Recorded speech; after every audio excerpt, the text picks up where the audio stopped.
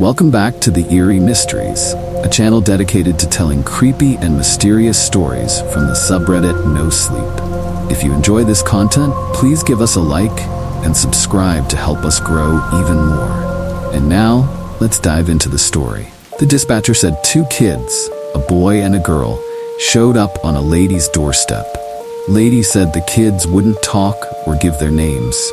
She gave them milk and cookies and sent them to rest in her bed because they looked tired. No children had been reported missing, but it was late, so the dispatcher thought the parents didn't know their kids were gone. No problem. Not my first call about kids that walked out the front door because they wanted to play. At least it wasn't winter. I drove to the house on the outskirts of Bridal Veil Lake. It looked like another farm sold off for condos that were never built. A bunch of wild fields and dirt surrounded the lady's house. It was remote and dark, and I wondered if she felt comfortable living alone out here. That knock in the middle of the night must have been a shock. I announced my presence and knocked lightly. "Hello?" "An old woman," the lady answered. "Hello," she said. "Hello," I said again. "How are you doing tonight, ma'am?" "Been better. They're in the bedroom, sleeping, I think." She stepped aside to let me in. I saw 2 shapes beneath a quilt in the darkened bedroom. "There was no one else? You didn't see anybody?" She shook her head. "Were they injured? Scared?" "No, just shy, really shy." She nodded toward the kitchen, which I could see from where I stood, not a big house. "They hardly ate." There were 2 neat piles of chocolate chip cookies beside full cups of milk. It all looked completely untouched. The sight made me antsy. She said they didn't eat much. They ate something then, but not a crumb had fallen on the table. Nuh-uh. I have 3 kids. Never saw them leave a cookie intact or at all. Something really bad must have happened with these children. "Hi, kids," I said quietly from the doorway of the bedroom. I didn't want to startle them. "Are you awake?" No answer. But I had to check on them. There was only a lamp for the room, and it barely lit anything. 2 small shapes lay with their whole bodies and heads covered with the quilt, completely still. "I'm a policeman," I said. "I'm here to help you. You don't have to be scared." I waited. Still nothing. "I'm going to pull off the blanket very slowly, just so you can see me, okay? Then you can put it right back if that makes you feel safe." Nothing. They didn't move a muscle. I prepared for the worst and pulled off the quilt. Their eyes were black, shiny, and lifeless. Jesus, because these were not living children but life-size dolls, complete with clothing and realistic hair. Only the eyes in their plastic faces looked immediately fake. "What the hell?" I stomped out, admittedly pissed off. The lady waited in her living room chair. "Is this a joke?" "Excuse me? Those aren't real kids," I said. "They're dolls." She became confused. "I beg your pardon?" I took a breath and tried to calm down. "Ma'am, are you on any medication or?" She got up and went to the bedroom. "Jesus Christ, save us!" I shouldn't have let her see. The lady fainted at the foot of the bed. I called it in, and everyone had a good laugh about the dolls, except me. The lady had been prescribed blood thinners and a nasal spray for seasonal allergies. Unless she did other, non-prescribed drugs, she had nothing hallucinogenic in her system. That meant she probably had a tumor or dementia. A gas leak could also be a possibility. I mulled over these details while I escorted the ambulance to the hospital. She wasn't unconscious for long, but didn't fight my suggestion to see a doctor. "Thank you," she said from a stretcher, squeezing my hand just before the paramedics wheeled her into the ER. I nodded. I didn't know what to say. It's my job to help. I followed them in. Sometimes doctors want to ask us questions. The cafeteria called to me. 4 more hours till the end of my shift. Coffee and a sandwich seemed prudent. I hardly touched them. The walkie crackled. There'd been an assault at the hospital. Obviously, I responded. "Someone's been attacked," dispatch said. The nurse that called wasn't very clear, and she hung up. I got up from the table the same time a doctor descended the steps into the food court and shouted something incomprehensible. When he got close, I grabbed him by the shoulders. "She's dead," the doctor said. "Gone. He killed her." It took a bit to understand. I'll summarize. The old lady I'd escorted to the hospital had been murdered by another patient, a young man suffering from unmedicated schizophrenia. He'd been brought into the ER after being hit by a car. I thought he was sleeping, the doc had told me. He sat on the floor with his head in his hands. Oh God, her head. He cut off her head. Apparently, he walked down the hallway with it. Then he sat down and chatted with staff until the police arrived. I never left the food court, so I was spared the scene. Still messed me up. She thanked me. I'd sent her to her grisly death. A tragedy. That's what everyone, including my therapist, said, and I eventually agreed. I believed it. For years, I didn't think about those dolls unless someone brought them up. The old woman had been suffering from some kind of delusion. No point in finding out what exactly with her gone. Probably wouldn't even be possible. Then I got another call. What? What did you just say? This dispatcher didn't know about the kids and the dolls. That was half a decade ago by this point. Can you hear me? Yes. North side. A gentleman says two kids showed up on his doorstep. No missing children reported tonight. A girl and a boy? The kids? I asked. Yeah, how did you know? I didn't explain. I'm on it, but send more constables, please. So many similarities to the previous tragedy. The time of year, the wrong side of midnight, and the kids gaining entry to the home. Except that hadn't happened last time. They were dolls, I reminded myself. I would go to the house in the posh side of town and find actual kids there. Then I would do my job and get them home. Fear against resolve. I gripped the steering wheel too tight and my fingers went numb. Big dead hot dog fingers trembled when I got out of the cruiser in the huge driveway. No lights were on in the mansion at the top of the hill. I'd hoped the other constables would have arrived, but I was alone again. Took me a few moments to calm down and not call dispatch for an ETA. As I approached, I could see the front door had been left slightly open. My flashlight revealed a foyer big enough to fit a house. Since there hadn't been a crime reported, I felt confident to call out to the owner. Hello? An echo replied. The place really was that big. Bridal Veil Lake PD, your front door is open, sir. I rang the doorbell and waited a bit. Nobody showed. I don't know why I didn't call dispatch or wait for the other constables. The only reason I went in, I think, was because I had to know if history was repeating. I'm coming in. The switches were dead. No power. Grand staircases wrapped the foyer in a broad embrace, and in the center, they were there, propped up before a headless storyteller. At first, I didn't understand, and I tried talking. It's going to be okay, I said, to a headless man. He'd been posed with an oversized Grimm's fairy tale book between his thigh and arm. Before each of the black-eyed dolls, set up to appear as attentive children, a tall glass of milk and a bowl of chips had been placed and left untouched. I choked out a gasp. It couldn't be. It couldn't. How could the dolls be here? Attempts to draw my firearm and use my radio went about as well as you can imagine. The gun hit the marble floor and I communicated nothing of use to dispatch. Maybe that was good. I might have shot the other constables when they showed up. They found me on my knees and hysterical. I kept pointing at the dolls. They thought I meant the headless victim. It's going to be okay, one of them said, and it felt like I'd said it. Or this constable had been cloned from my cells. Funny the places a shattered mind wanders. Okay? I asked. I don't remember much after that. I went to the hospital. They had to sedate me. I wouldn't stop talking about the dolls. Olive and Matthew, my therapist said, he'd come to visit and explain what had happened. It's a terrific coincidence, he said. Those dolls are the same, yes, from the last incident. Apparently, they didn't belong to the woman who passed. I don't know why this information horrified me. Well, who the hell do they belong to? I shouted. It's all right, he said.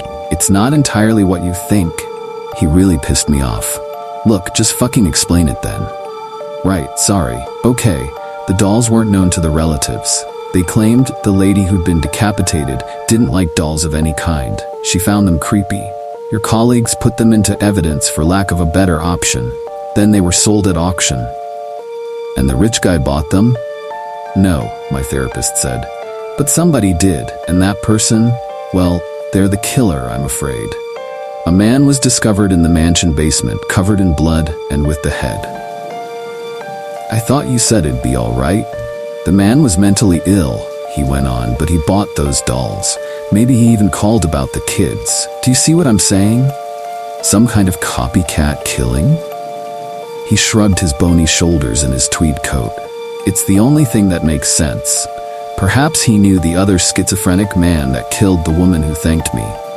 The important thing to note is that nothing supernatural is occurring. The therapist smiled. What? It's an unfortunate coincidence, I mean. That bullshit smile twitched. I've been around long enough to know when someone is pulling a con. I never thought it was supernatural, I said. Why did you say that? He chuckled nervously. An unfortunate choice of words. I didn't mean to imply that. How do you know the names? The names? Of the dolls, I said before attempting to get out of the hospital bed. Handcuffs held my wrists. The sedatives prevented this observation until the urge to punch the therapist moved my body. What the hell is going on? Why are you telling me this? You're not from the department. What the fuck is happening? He backed away toward the door. Calm down. The killer named them. He kept saying the names over and over. The inspector contacted me. She thought it best I talk to you. I agreed and... bullshit. He suddenly went mute with his lips mouthing the words, "Help me." Over and over. His eyes darted to the little window in the door at the same time a shadow passed across his face. The therapist shivered and sniffled back tears. "You should run," he said, his last words. All at once, the man collapsed. "What the fuck? Help! Help!" I shouted. The nurses came and did their thing, but he was gone. "He's gone?" I asked. They stopped trying to revive him. One of them confirmed it. How had he died? A real tragedy. Another unfortunate coincidence. The deceased therapist had an unknown aneurysm that just happened to trigger while he begged for help, and a shadow crossed the window. Bullshit. I took his advice. After my wife picked me up from the hospital, I told her I would take early retirement. She looked relieved until I told her we needed to leave Bridal Veil Lake. I purchased a cottage up north on Oxbow Lake. My family didn't come. Who can blame them? I didn't think they were in danger, until I learned everybody is, and there are no safe places. They came on the third night. At first, the knocking struck too softly. I thought I imagined it. Then it became more persistent, more rapid. I didn't move from the recliner or even lower the footrest. I just watched the door and did my best not to breathe too loudly. The knocking continued with desperate urgency. Then tiny fingernails scratched at the door. Soft weeping followed that, a child for sure. I could no longer be idle. I went to the window and peeked through the curtains. The expected pair, Olive and Matthew, wept in the gloom of the stoop. They weren't dolls, they were kids, flesh, blood, and human. I relented and opened the door. The very images of the dolls looked up to me. Misery and fatigue had captured the innocence from their faces. I know what an overtired child looks like. This wasn't that. The little boy and girl hadn't rested in days. They swayed on their feet, avoiding collapse by way of fear of something greater. I just didn't know that yet. I'm not crazy. I don't believe in ghosts or whatever shit this was supposed to be. I hadn't been drinking anything but pop, and there were no gas leaks in the cottage, or the monoxide detectors would be going off. The kids were real, and they were scared, but so was I. I grabbed their arms and basically tossed them behind me and into the living room. It's so dark on Oxbow Lake, with a million places to hide. I shut the door and threw the bolt. Olive and Matthew clutched one another by the recliner. "What's going on?" I asked. "Who are you? How did you get here?" They stared, but not at me or anything. Both were underweight and filthy. A combination of urine and stale sweat emanated from their simple clothes. "Go to the couch," I said. "Lie down." Completely aware of the pattern I was fulfilling, I went to the kitchen and grabbed some apples and cheese. I set it down on the coffee table. "Eat," I said. Neither would look at the food. "Eat," I said louder. They had to eat. It felt crucial. If they ate, then they were real because the food would be gone, and that seemed like tangible proof of their existence. Olive yawned. Matthew's expression contorted with scorn, while his bottom lip trembled. He seemed angry with her. She looked ashamed. Both started to cry again. What the hell happened to you? I dialed 911 and went through the process of summoning the police. The dispatcher thought I was crazy when I demanded a severe response. "You'll be lucky to see a constable within an hour, sir," she said. "You're so far away." I couldn't argue with that, but tried anyway. "I'll be dead before that. Something isn't right." I told her about the dolls and my time with BVLP. She listened intently because of her training. Talking was good. Talking meant life and focus off of whatever she might believe I could be capable of. The call hadn't gone well. In other words, I'd simply cast myself as a crazy, possibly dangerous suspect. I hung up. Maybe they'd get here fast because of the kids. Maybe I'd be beheaded long before a hope of rescue. The kids leaned into the cushions, closed their eyes, and immediately fell asleep. No bites had been taken from the food. I got my gun from the bedroom. When I returned, the dolls were beside them. All four could be mistaken for sleeping children. A tall, disheveled man stood by the peeled screen of the open window. Only his fingernails, bitten and jagged, caught the edge of the lamplight. Shadowed lips muttered gibberish at first, but then his word became clear. "Dolls don't eat. Dolls don't eat. Dolls don't eat." I aimed. He lunged. I fired. He staggered, but not before wrapping his large hands around the barrel of my gun. I put another bullet through him, and yet he didn't fall. With surprising strength, he smacked me across the face. I dropped the gun. He retrieved it, and somehow our positions in the living room were reversed. He stood near the couch. The real kids had run away. Only their simulacrums remained. I stood near the expertly sliced screen of the front window. The man's narrow head resembled a crescent moon. He appeared confused by the blood exiting his body as he struggled to level the gun. I wasn't about to wait around for him to figure it out. I leapt through the open window as a bullet shattered the glass above my head. My ass hit dirt and I tore off into the pitch of the forest, figuring I'd hide somewhere until the police arrived. And for a while that worked. I lay in the midst of some thorny brush, scratched me up good, until time enough said that man had to be dead from blood loss. I endured the escape from the brambles, crawling until something firm pressed between my shoulder blades. "There you are," said a voice, impossibly calm and smooth. "Don't move. I have you, the blade is sharp, and I have done this before." I did as he said, and remained as still as my fear would allow. "Of course, you understand something about it now?"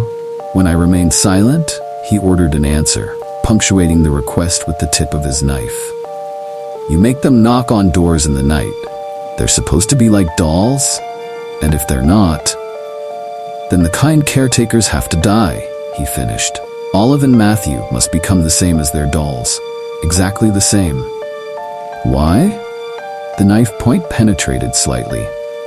"That's not for you to know. We're only here because of bad luck.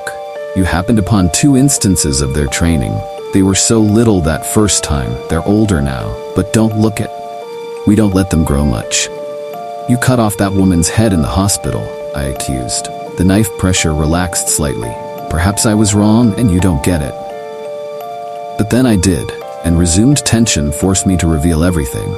You didn't kill that woman, you didn't kill the rich guy, and you weren't going to kill me." The moon-face guy had been a ringer for murder just like the other 2. Where did he find so many mentally ill people to take the fall? He'd need access. He'd have to be a doctor of some kind, or a therapist. "You're alive," I said. "You didn't die in the hospital, no aneurysm. How is that possible?" "The nurses." The therapist laughed. "Elementary, my dear Watson. I made up a story for the nurses. Told them you were dangerous and obsessed with me. I needed to cut contact with you, and while certainly dramatic, they were all too willing to help out a colleague." "You wanted me to go far away," I said. "I hoped you would, but never thought you'd be so dense as to choose yet another perfectly isolated location for me to work.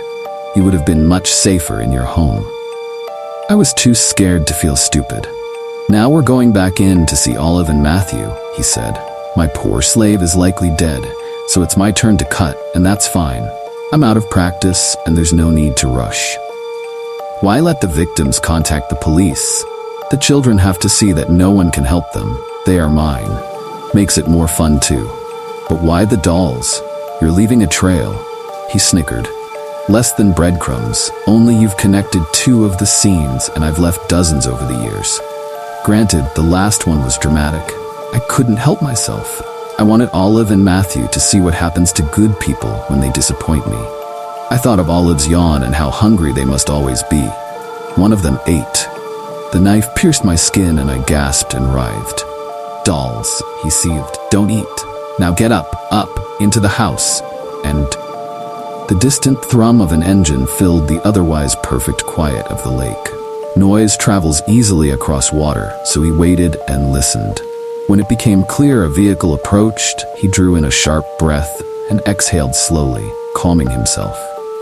Well, someone's coming. It happens. Are you going to kill me?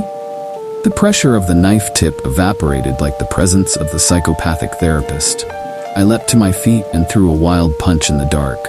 Nothing but air swept over my knuckles. Coward, I said.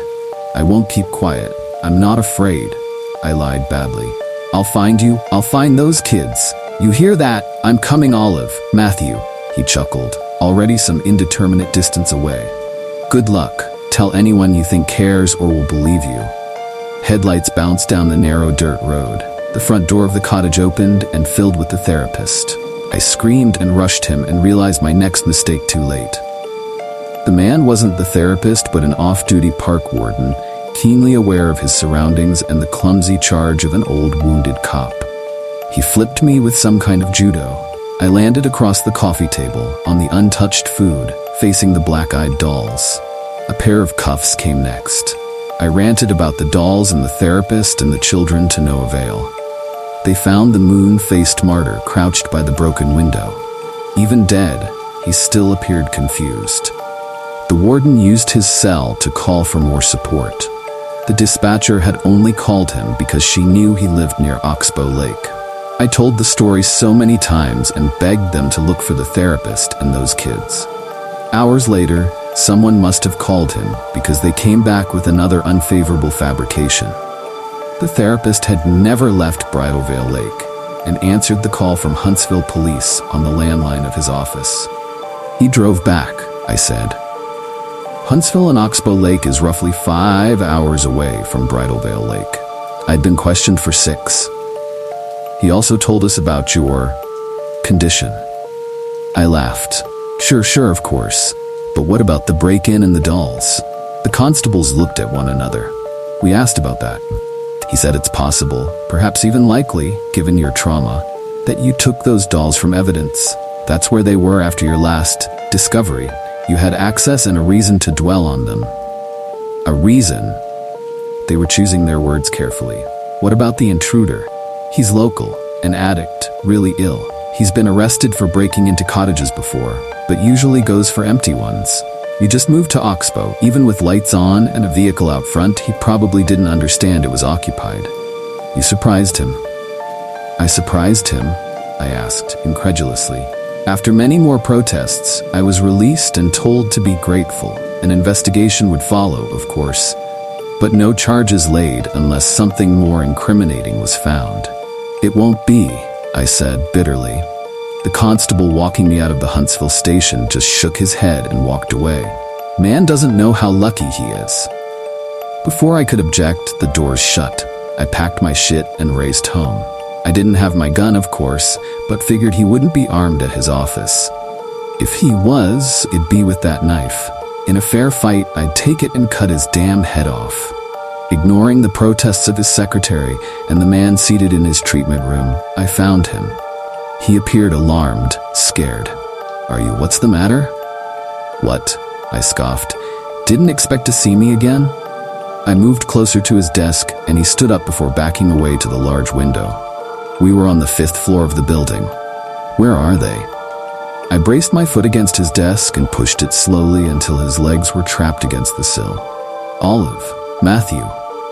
I don't, he yelped when I pushed harder. I swear, the police in Huntsville, they called. I understand something happened up there, but I can assure you. You died in the hospital, I seethed, right in front of me. He looked to the other man in the room, his patient. I didn't visit you in the hospital. I'm not dead. Your PTSD must have caused a psychotic break and... Liar. We argued more, but then the BVLP showed up and I was strongly encouraged to leave, which I did. I refrained from telling him this isn't over because I'd be arrested. He knew anyway. He counted on it. I went home next and tried to talk to my wife and family. He'd called them first and told them to be careful and call the police if I began behaving erratically. My story, of course, fell into that category. You can't stay here, my wife said, and it hurt to know she couldn't believe me and never would. I left without argument. He found me later in the park at night. The nervous demeanor had been left behind for his patients and the rest of the world. He lit a cigarette and asked if I wanted one. You son of a bitch, I said. He exhaled a plume into the air. So now you understand? How I'm about to kill you? Sure. I had nothing to lose. They're dead if I am, he said, completely calm. Seems like I'd be doing them a favor. He pulled a small pistol from his coat. No one would be surprised I carried this and shot a crazed attacker. What the fuck do you want? I had nothing left to give him or anyone. No one gets away, they have to know. So you're going to kill me? Eventually, yes, I will come and we'll finish what we started. They'll knock in the night and you'll answer the door, let them in and offer them food. Which they won't eat, he nodded, because they're dolls. If they're not by then, he said, then it'll be over. I'll find others, but I think they'll do fine. Tell me why you're doing this. I'm as good as dead anyway. He held his cigarette in clenched teeth when he smiled. You'd be shocked how much one will pay for a doll of mine. Quite shocked indeed. That's not why you do this, I said. Not enough of me remained to shed a tear. I felt hollow, dead already. I couldn't be shocked anymore. When they knocked, I would open that door. I would try to help them, though it seemed futile and failure so certain. He backed away until confident I wouldn't follow. I stayed in the park the rest of the night, but moved into the motel where I currently live the next day. Now I wait. I typed this all out and put it here. So maybe when I'm gone, when I'm headless, someone will look for those poor kids and give them something to eat. This is my last low hope.